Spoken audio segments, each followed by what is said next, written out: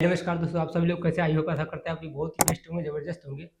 तो आइए आज मैं बात करने आया एक नए टॉपिक पे। और टॉपिक है आरक्षण। आप लोग देख रहे होंगे, कल परसों से देख रहे होंगे, पूरे देश भर में हल्ला हुआ है आरक्षण, यानी आरक्षण खत्म कर दिया जाए। तो मैं इस पे कुछ जानकारी देने के लिए आया हूँ और आप लोग को मैं बताना चाहूँगा, जो SC ST OBC के जो लोग हैं, ब्राह्मणों के बहकावे में आकर के हो हल्ला कर रहे हैं सड़कों पे और आरक्षण को गलत साबित करने का कोशिश कर रहे हैं। तो इससे नुकसान किसका होगा, मैं आपको बता रहा हूँ। ये आरक्षण है क्या? पूरे देश में हल्ला देख रहे हैं, चारों तरफ हल्ला हो गया है और चारों तरफ यही एक ही बात चल रही है, आरक्षण आरक्षण आरक्षण। आरक्षण खत्म करो। तो मैं जो आरक्षण खत्म करने के आंदोलन चला रहे हैं, बात कर रहे हैं, मैं उन हरामी के कुत्तों को बोलना चाह रहा हूँ, मैं उन हरामी के पिल्लों को बोलना चाहता हूँ कि आरक्षण का मतलब पहले समझ लो। आरक्षण का मतलब होता है हिस्सेदारी, होता है रिप्रेजेंटेशन, होता है प्रतिनिधित्व होता है। ये प्रतिनिधित्व, रिप्रेजेंटेशन, हिस्सेदारी का मतलब क्या है? इसका मतलब है, जब साधारण भाषा में समझ ले, एक घर में 5 लोग रहते हैं, तो 5 लोगों को खाने के लिए 5 रोटी चाहिए, तभी तो बराबर हिस्सा होगा। ये है आरक्षण। लेकिन इसी में एक ब्राह्मण जाति का व्यक्ति है, उसी घर में, और 4 अलग अलग जाति के लोग हैं। तो ब्राह्मण क्या बोल रहा है? कह रहा है नहीं, 4 रोटी मैं अकेले खाऊंगा, 1 रोटी में तुम काम चलाओ। इसी की लड़ाई पूरे देश भर में चल रही है। इसको आसान भाषा में समझ लें। जैसे आपको उत्तर प्रदेश में समझिए भर्ती निकली लेखपाल की, और 100 पद निकला है। 100 पद में समझ जाओ आपका ओबीसी की संख्या 60% 60 लेखपाल बनना चाहिए। एससी की 22-23% संख्या, तो उसका समझेगी SC ST का उतना लेखपाल बनना चाहिए। और जनरल कैटेगरी यानी ब्राह्मण ठाकुर वैश्यों का, स्वर्णों का 15% कोटा है, तो 15 को लेखपाल बनना चाहिए। लेकिन यह क्या, ब्राह्मण का कहना क्या है? नहीं, 50% ये मेरा है इसमें पहले, और ऊपर से 10% EWS भी है, और बाकी जो बच रहा है फिर उसमें तुम लोग डिवाइड करो, उसमें तुम लोग अधिकारी बनो। तो ये ऐसा नहीं चलेगा। मतलब आधे से ऊपर अपने खाते में रख रहा है, और बाकी जो बचा उसको हम लोग में डिवाइड कर रहा है। तो ये ऐसा नहीं चलेगा ना। ये तुम्हारा आरक्षण है, ये इसकी लड़ाई चल रही है। आरक्षण का मतलब छूट नहीं होता है। अगर आप लोग गलत फहमी में हो, अगर आप सोच रहे हो आरक्षण मतलब छूट होता है, छूट नहीं होता, हिस्सा होता है, रिप्रेजेंटेशन होता है।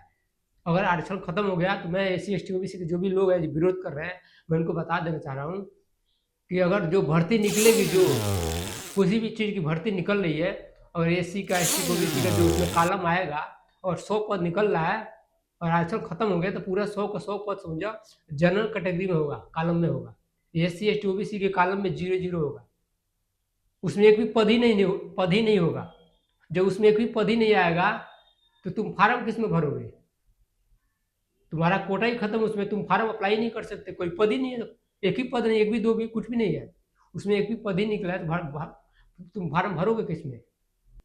उसमें जितने पद है सब जनरल कैटेगरी के हिस्से में आ जाएगा। SC ST OBC का पूरे 0-0 हो जाएगा, तो तुम फार्म भरोगे किसमें?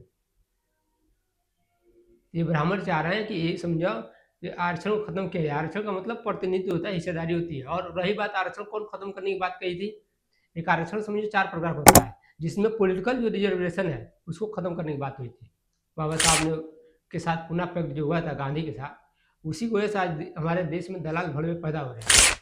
ये पुनः पैक्ट जो हुआ था, इसकी वजह से इसमें सारे नुकसान हो रही है हमारे।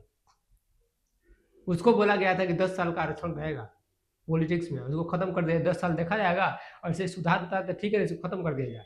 लेकिन ब्राह्मण क्या कर रहे हैं, उसको हर 10 साल बढ़ा रहे हैं, उसको बढ़ाते जा रहे हैं। क्यों बढ़ा रहे हैं? उसको खत्म करने के लिए बात की गई थी। उसको बढ़ाने से फायदा किसको हो रहा है? उनको हो रहा है, हमारा नहीं हो रहा है। क्यों? क्योंकि जो SC ST के जो 131 मेंबर ऑफ पार्लियामेंट है, सांसद है, वो जाति के आधार पर तो चुन के जा रहे हैं, लेकिन आदमी किसके हैं, काम किसके कर रहे हैं? उन्हीं का कर रहे हैं। RSS BJP का आदमी है, लोग हैं, उनका काम कर रहे हैं। जाति का तो SC ST OBC का है, लेकिन काम किसे कर रहे हैं? उनका कर रहे हैं। यानी दलाल भड़वे पैदा हो गए हैं। इसलिए इसको खत्म करने के लिए बाबा साहब ने बोला था कि 10 साल बाद इसको खत्म कर दिया जाएगा, और सुधार नहीं हुआ तो। लेकिन ये खत्म नहीं कर रहे, इसको हर साल बढ़ा रहे हैं। और जिस आरक्षण को खत्म करने की बात कर रहे हैं, वो समझे एजुकेशन वाला है, नौकरी वाली है, प्रमोशन वाला है, उसको खत्म करने की बात कर रहे हैं। ये तो तब तक रहेगा जब तक जाति व्यवस्था रहेगी। क्यों? क्योंकि ये जाति के आधार पर समझे आरक्षण मिला है, न कि आर्थिक आधार पर। कुछ लोग आर्थिक आधार पर बात कर रहे हैं, आर्थिक आधार पर आरक्षण नहीं मिला है। ये समाज में छुआछूत भेदभाव जब तक रहेगा, हमारे साथ होता रहेगा, तब तक ये आरक्षण रहेगा। उसके आधार पर मिला है, आर्थिक आर्थिक आधार पर नहीं मिला है। ये गरीबी मिटाने का समझो अभियान नहीं है, आरक्षण नहीं है। इसको और सही तरीके से समझिए, मैं आपको कुछ रिपोर्ट दिखाता हूँ।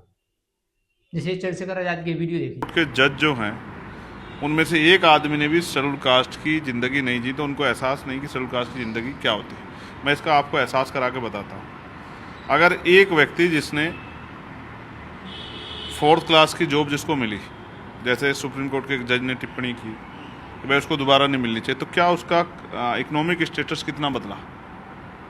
दूसरा, मैं मार्केट की बात करता हूँ। मैं कहता हूँ चलो एक बार के बाद आप कह रहे हो नहीं देना चाहिए, ठीक है, लेकिन आप मार्केट में आ जाओ, अब जॉब नहीं करेगा, नौकरी नहीं करेगा, तो कहीं और उसको वो प्रयास करेगा, तो वो बिजनेस करेगा, कोई दुकान खोलेगा। सोचो एक मिठाई की दुकान खोली गई है, चाहे वो वाल्मीकि की हो, चाहे वो चमार की हो, चाहे वो पासी की हो, चाहे वो धानुक की हो, या किसी भी जाति की। अगर वो अपना बोर्ड लगा लेगा कि चमार मिष्ठान भंडार या वाल्मीकि मिष्ठान भंडार, तो आपको क्या लगता है मार्केट से कितने लोग उसकी दुकान से सामान खरीदेंगे। जहाँ जिस देश में आज भी छुआछूत हो, भेदभाव हो, क्लास 1 अफसर से बनने से लेकर राष्ट्रपति, राज्यपाल, तमाम पदों पर जाने के बाद, मुख्यमंत्री बनने के बाद भी कुर्सियाँ धोई जाती हों, उनको मंदिर में ना प्रवेश करने दिया, तो और तमाम तरह की जो है अपमान का सामना करना पड़ता हो। जहाँ आज भी जो है 5% जो है रेशो हो अंतर जातीय विवाह का, और आज भी ऑनर किलिंग होती हो,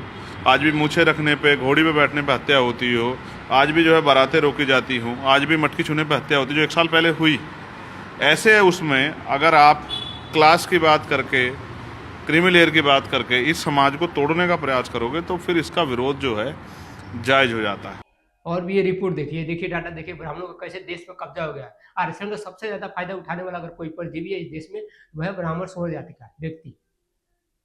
देखिए रिपोर्ट है।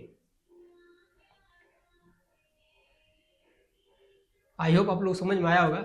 चलिए मिलते हैं फिर अगले नेक्स्ट एपिसोड में।